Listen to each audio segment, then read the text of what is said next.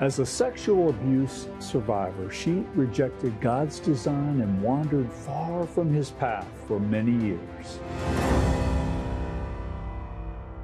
Welcome to Freedom Alive. Christine Sneeringer struggled with gender confusion for more than 2 decades. Growing up, she hated being a girl and believed that God made a mistake when he made her female. Christine joins us today to share her story and how she is now offering hope to struggling children and their parents. I'm thankful to again be joined by co-host Matt Staver from Liberty Counsel. And Matt, it's disturbing to see how this gender industry has exploded and so many children are made to think they're actually living in the wrong body.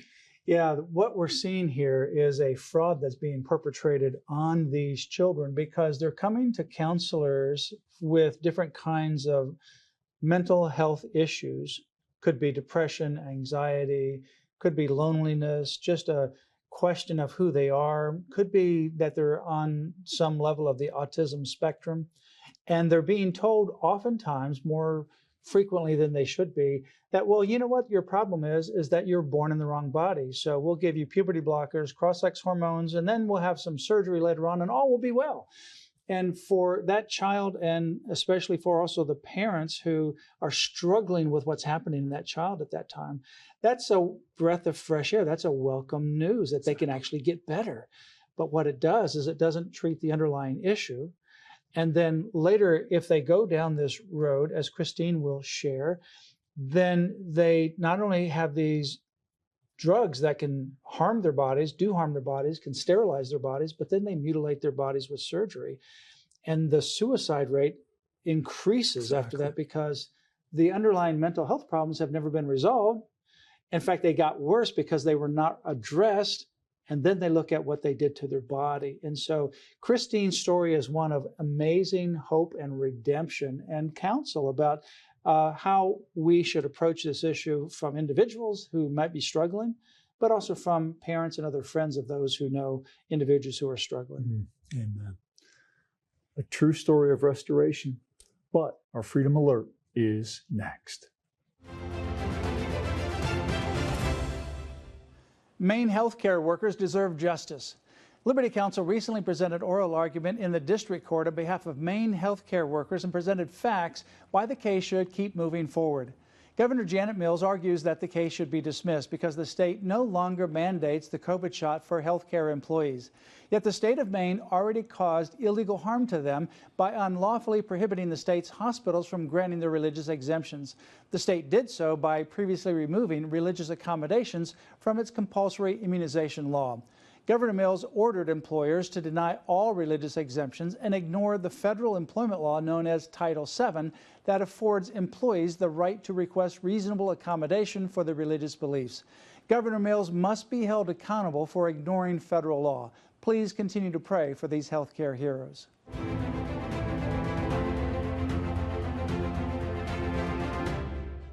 Up next, Matt's interview with Christine Sneeringer.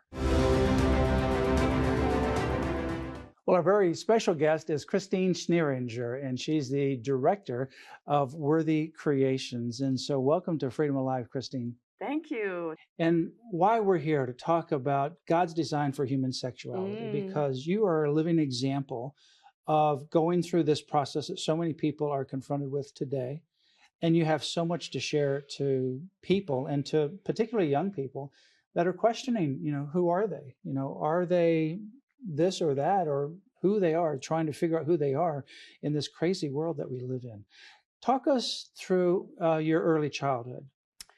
Well, basically, I grew up in a home where there was domestic violence between my dad to my mom and my older brother to me. So that was traumatic, obviously. And because of that was going on in my home, I basically made a very wrong conclusion, which was I believed that women were weak because women were mistreated and they were victimized, and I wanted to be strong and powerful. I did not want to be hurt, and I didn't want to be like my mom, who was being victimized by my father. And so that caused me to gravitate toward masculinity out of a desire to protect myself. So I grew up very gender confused. And I would say from that point, there was 20 years of gender dysphoria, even though that term did not exist back then. But and today we live in a culture, you just mentioned it, that's just rife with gender confusion, a lot of confusion. People don't know even what is a woman. You know, that's Matt Walsh asked the question and he couldn't find an answer. Right. Even our Supreme Court justice was asked what a woman is, even though she has 2 daughters. I know. Wasn't able to answer and that. She's a woman, we presume. Yeah. Yeah. So, you know, it seems as though some of this goes back to the real importance of a functional family with a functional mother and father, husband and wife. And in your situation, you had a mother and father, so it wasn't a disjointed family in the sense that it was a single parent family or a divorced family. Right. But you had a mom and dad, but it was dysfunctional in the sense that your father was abusing your mother. Right. So yes, it was. So in that way, it wasn't functional. And even, like I said, my brother abused me. So men just didn't know how to behave towards women, basically, in my family. So Henry Cloud said this, the psychologist and author said that children are the best recorders of information, but the worst interpreters. So, and then a great quote. Yeah, that's a great quote. So they're absorbing everything, but they don't know how to properly interpret it. Absolutely, because you know, we can look on it and see that family dynamic and say that's not how God intended it to be, and I could see how that would cause me, Christine, to have definite challenges in how I viewed the world, because I viewed myself as my femaleness as a liability, but I also viewed men as perpetrators, abusers, and so they were not safe. And so it's no wonder that I first gravitated towards, well, in my first romantic relationships were homosexual. But also, again, the gender, the hatred of my gender. So my name is Christine. I went by Chris because that could be a boy or a girl. And I hated my name and I hated my body. So I can relate to young people today who are struggling in their bodies, but I don't think the answer is what they're pursuing right now, which is hormones, surgery, and basically, you know, they're mutilating their bodies, and it's a tragedy. Well, how did you walk through that process? Because I can see how you would have a negative feeling about your gender. Yes. Because of the abuse you saw, women being weak, and you wanted to have the more masculine domination. You didn't want to be hurt. You didn't want to be harmed. How did you later then accept your femininity? Well, it really came about because of my relationship with God. And how did that happen? And I have to say, I also believed that God made a mistake with me. Like, I thought that. So you thought you were in the wrong body. I thought I was in the wrong body, and that I should have been a boy, and that he wasn't paying attention when I was made. Like, he was too busy because he's making so many people at once that he's like, how can he, you know, juggle all this? Kind of like, you know, I Love Lucy with the chocolates, and she's in such a hurry because all the chocolates are coming along the conveyor belt. He's making people so he makes fast. a mistake. Yeah, and I came out the wrong. So you're angry at God, probably. I was. Or questioning at least. I was. That's a good question. Was I angry at God? I was. I did not trust Him.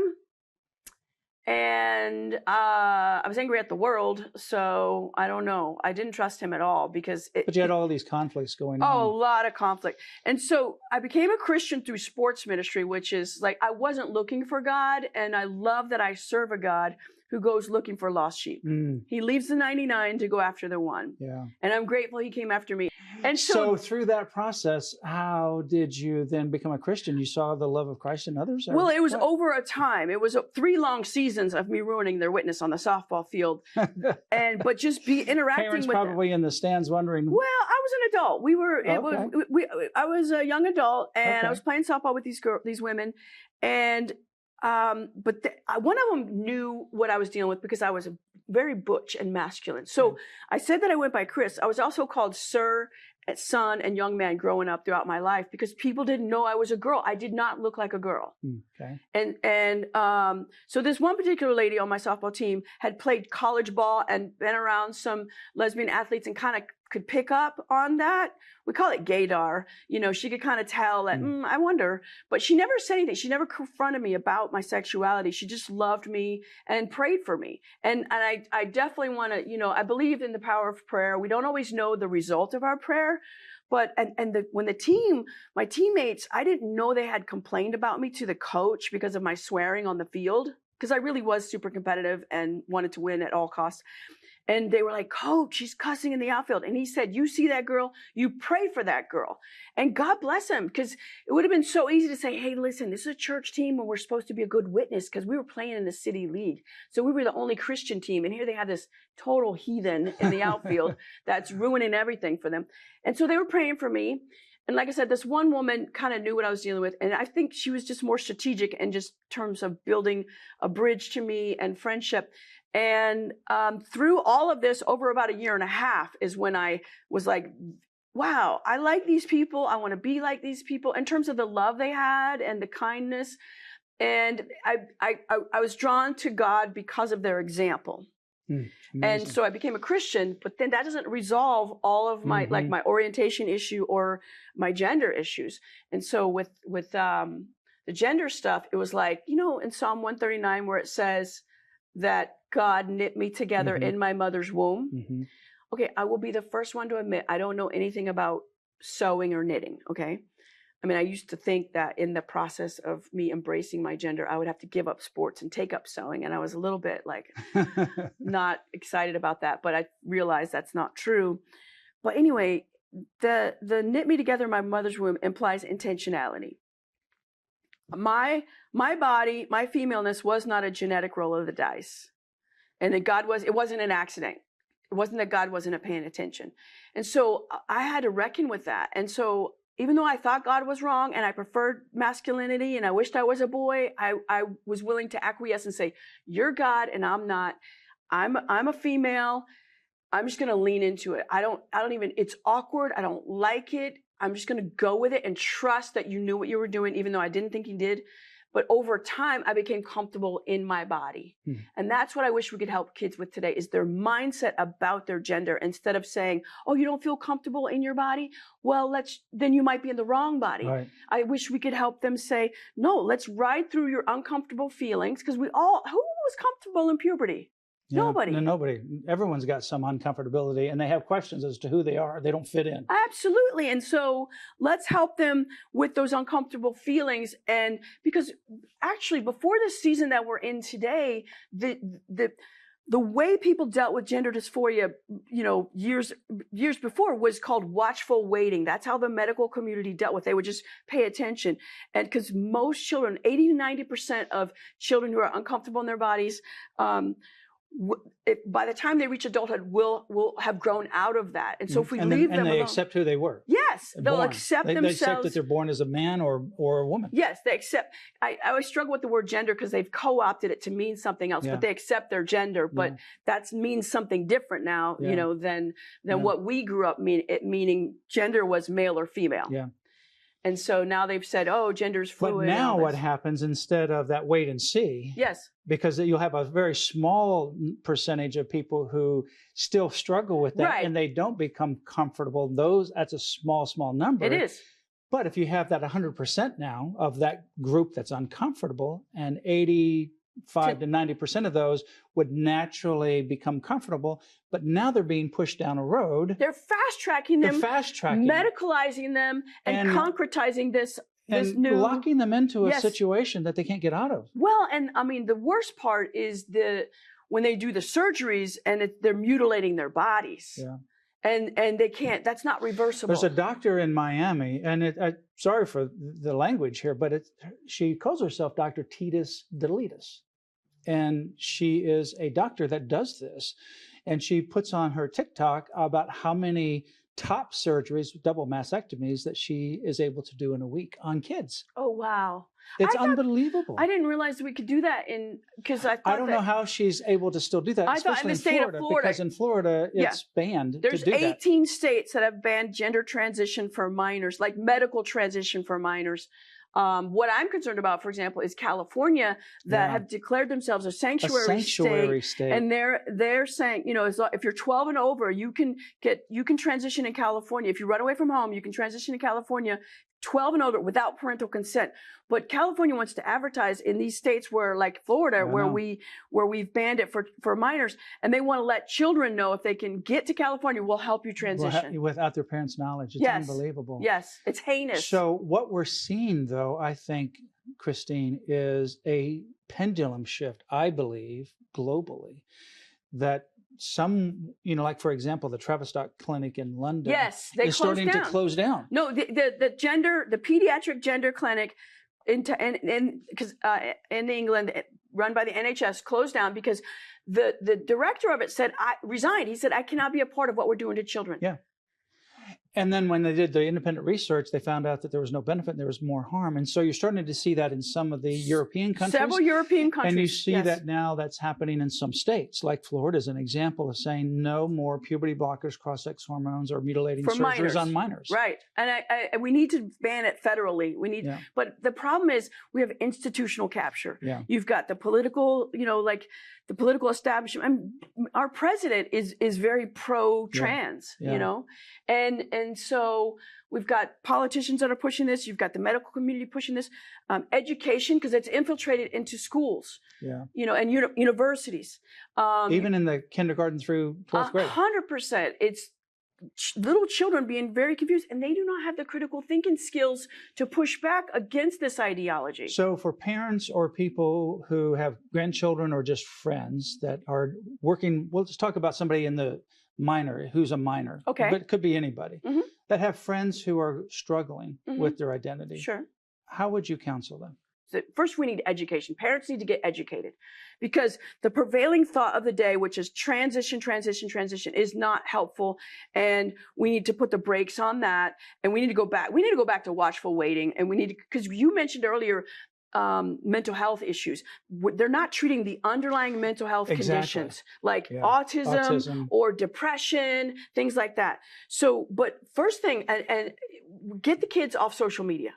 Because a lot of this is exacerbated by them being on social media, and because there's a lot of, social media influencers showing their transition and how great it is, and they're making it look super easy and that it's very successful. Well, that's what this Dr. Titus Delita says. She has a couple 100,000 viewers on TikTok. Yes. And so Jerry Littlejohn was like, no child should have a smartphone under 16 years old. Okay.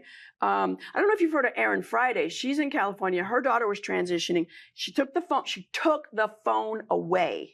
And she's like, I know this is not going to be popular, parents, but you're not going to be popular with your children taking the phone away. Took it away, took her off social media, changed the child's school, and introduced new hobbies. Because when children get into this, it's like their whole life becomes about the trans issue. Yeah. So it's very myopic. Like, that's all the kids that get caught up in it. I think I've heard this comparison many times, and it's very much like a cult in terms of getting co-opted by the ideology.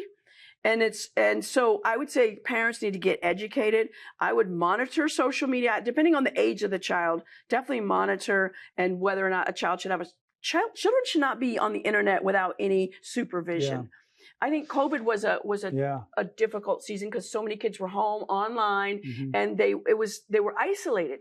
And so they were watching all kinds of stuff, and the trans influencers are coming after the kids. Yeah, they are. Well, I know it may not be a popular situation when you talk about that with your son or daughter, but it can save their life. I mean, Chloe Cole is an example out in California. You know her, and she was going through this same kind of idea, not wondering what's going on. She had all these kinds of issues that she was dealing with. She wasn't comfortable in her body. She wasn't comfortable in her body, goes to a counselor, and the counselor tells the mother, and the mother didn't have the background information. Well, you can have a dead daughter, or you can have a live son. Right. They say your child's going to commit suicide if you don't help them transition. So let's put you on puberty blockers and start this whole process. And so she did. The truth is, though, the highest risk of suicide is 5 years after transition, because the person who's trying to transition does not have, they realize transition didn't give me the happiness it was promised. So it's after transitioning that there's the highest risk. Yeah. But they're selling it like, if you don't do this, your child's going to take their life. You have to, the abuse that's happening to children. I mean, children who are coming in and maybe they have some level of autism spectrum. Let's just take that and that's just one of many. A lot of these kids do, and there's 1 in 5 right now that we know of that are at least on the autism spectrum, according to certain studies. So that's quite a bit. A lot of trans kids have autism. Yeah. So someone is struggling with that. And that can take all kinds of different forms. And then instead of helping them address that issue, they fast track them for puberty blockers, cross-sex hormones. Those are going to permanently damage and sterilize you. Yes. Then surgery. Yes. Then you say, well, now I still have the problem several years later. And now look what I've done to my body. Right. And so the problem is worse Well, because they haven't addressed the underlying problem and they've made their body a mess. They've made their body a mess. These surgeries are not successful. It's a 67% fail rate. I mean, just something as simple as urinating is a problem when you start cutting off body parts, genitalia. But the thing is, let's talk about the fact that this is really for a lot of kids, this is social contagion. If you've heard of ROGD, rapid onset gender dysphoria, a lot of parents are confused because these are kids that were very secure in their gender all the way up to the point that they, somehow in high school or whatever, they come home because there's the LGBT clubs on campus, and they're very popular and fun. And so kids will join that to be an ally to the gay community. But then they're getting caught up in this ideology, because if you're going to be in our group, you have to believe like we do. Then they come home and now these are my new pronouns. This is my new name. And this is a social contagion. Or in a classroom, you'll have a girl who says, "Oh, I'm a boy," and then 6 or 7 more girls will say they are too. And so this is not even. And then they become popular. So if they have a little bit of oddity or they don't fit in, now all of a sudden they come out and say, "Well, I'm this or that. I'm a boy when I'm really a girl." Then all of a sudden they become popular. Yes. And what's interesting though, prior to this, the transsexual community was always mostly male to female, and now we're seeing it's largely female to male in the like teenage population. That wasn't the case before. And also what I just said a second ago, transsexual, they've changed the word to transgender. Yeah, and for you and me that have been around this for a long time, we understand the difference with that, but they have co-opted the transgender idea. The word gender means something else. Even co-opted. Yes, gender means something else now. And so I think there's a lot of chaos and confusion. So education would be one thing, but you're a lawyer, okay? So I think we need more lawsuits against the medical, the people who are doing these surgeries. I think some of those are coming against the people that are doing the surgeries and some of the pharmaceutical companies. I think, be warned, those suits will come. They are starting to come, but we need to have a lot more of them to stop this. The pharmaceutical companies, a child that transition is a $1.5 million price tag on them, as far as that's how much they're going to have to spend on hormones for the rest of their life. Oh, my goodness. And by the way, this is projected to be a $30 billion industry, the trans industry. So yes, the people are making a lot of money, and they stand to make more. I want to help people understand that God made us. My gender was meant to be a blessing and not a burden. Everybody, all of us, our biological sex is meant to be a blessing and not a burden. I want people to know that it's a good thing. So even though I perceived it as a negative thing, my female body is a beautiful, wonderful thing. And same for you and your male body. And so I want to help kids understand that if it's uncomfortable, we're going to help you ride that out and change your mindset about your body instead of trying to change your body, because you're never going to be the opposite sex. Well, what are your final closing words? Those were perfect. And that is a great way to communicate to people who are struggling that this is really a gift and you have to embrace it, and you help them walk through that process. Well, thank you. And I would just say that I would encourage people to get to know their creator, because that's important. We have a creator, and our biology and our sex is intentional. And I also think we need our identity rooted in Christ, because when you have your identity rooted in the Lord, then you're not as vulnerable to this just, I need to be popular. I need everybody. I mean, I want everybody to like me, but I'm going to do these things just so people will like me more, or so I can be more popular, because you're really harming your body if you're doing that for those reasons. And I would encourage people to make Jesus Lord of their life and of their sexuality. And those are, that's what's helped me, is agreeing with God about who I am. Yeah, that's so perfect. Being in alignment with what God made you to be, yes, and with 100%. His will. Because it's the tension when we get out of alignment. And that's when we ultimately harm ourselves, because God knows best for us. And, you know, our identity really is in Christ, and that is the answer to so many of the problems that we face. And I just wanted, my final comment would be no child is born in the wrong body. Absolutely. Well, Christine, thank you for joining us. And I encourage you to visit worthycreations.org, and contact Christine to have her in your church, in your community, in your school. And thank you for joining us on Freedom Alive. Thank you for the privilege of being here. Matt, it is actually stunning to consider how much social pressure and abuse our young children face. Yeah, one of the things that she talked about is this social contagion. And we've seen social contagion in other areas, but we also now are seeing it in this LGBTQ. And what is that? That is this kind of like groupthink. It's people who get influenced, whether they're in personal gatherings or gatherings on social media. And they sometimes go along with that flow. And so what you see happening, in fact, there was an affidavit that was filed in Missouri by a woman who was working at this so-called gender clinic, and she described herself as a lesbian in a same-sex relationship, more liberal than Bernie Sanders, and she wanted to go to this facility to help children. And what she realized is that the children were being harmed. They were being duped. They were being told right away to get these puberty blockers, cross-sex hormones, mutilating surgeries. And what she also found was that there were groups of girls that would come in from the same school. And all of a sudden they would say that they no longer identify as a girl. They want to identify as a boy. And it would happen in groups. And when she raised that concern, that was blown off. Oh, don't worry about that. That actually is a real issue. Now, that clinic has been shut down as a result of the fraud that they've been doing. But this social contagion is a real problem. So watch, as Christine clearly warned, what your son or daughter is viewing on social media.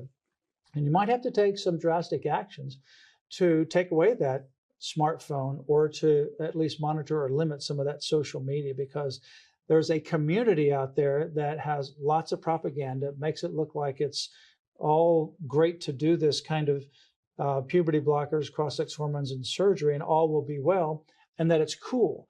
And that social contagion can push these young people into a very problematic lifestyle. Absolutely. And God is in the transformation business, and we are thankful for that. We love bringing you stories like this on Freedom Alive week after week. Well, in closing, remember Galatians 5, verse 1, which says, "It was for freedom that Christ set us free. Therefore, keep standing firm and do not be subject again to a yoke of slavery." Our freedom is a gift from our Creator. We must never forget that and always protect it. So join us here next time, where you will hear victories as well as ways you can stand up for your priceless freedom. Join us again for Freedom Alive.